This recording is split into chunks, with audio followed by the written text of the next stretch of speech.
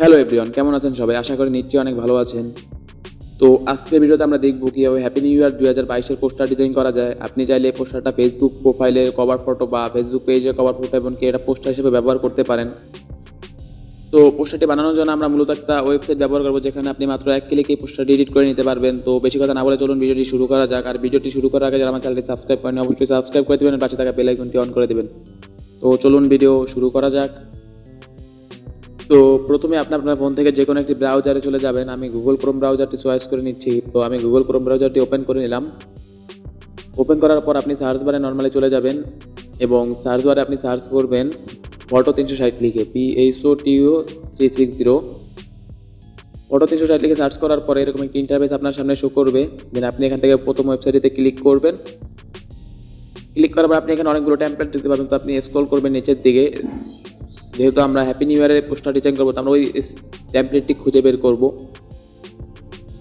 এরপর আপনি এখান থেকে দেখতে পাবেন 2 নাম্বারে একটা ক্লিক করে দেবেন। তো আমরা 2 নাম্বারে, 1 নাম্বার যেহেতু পেলাম না, 2 নাম্বারে একটু খোঁজ করি।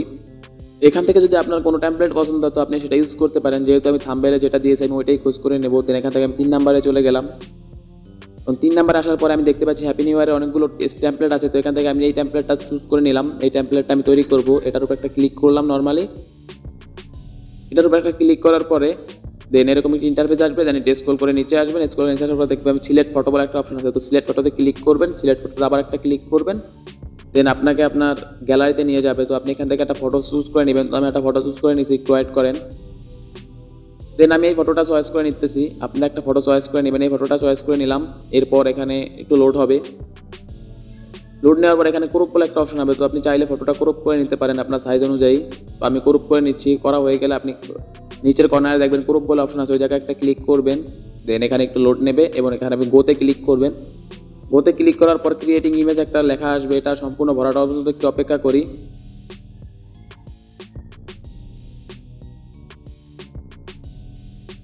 তো এটা ভরাট হয়ে গেলে আমাদের ফটোটা তৈরি করা হয়ে যাবে এবং আপনারা এখন দেখতে পাচ্ছেন যে আমাদের ফটোটা তৈরি করা হয়ে যাচ্ছে। এখন আমরা সেভের জন্য নর্মাল সেভের উপরে একটা ক্লিক করব এবং ফটোটা সেভ হয়ে যাবে। একটা ক্লিক কেটে দেবো। তো এই ছিল আজকে ভিডিওটি ভালো লাগলে like, comment, share and subscribe করতে ভুলবেন না চ্যানেলটি।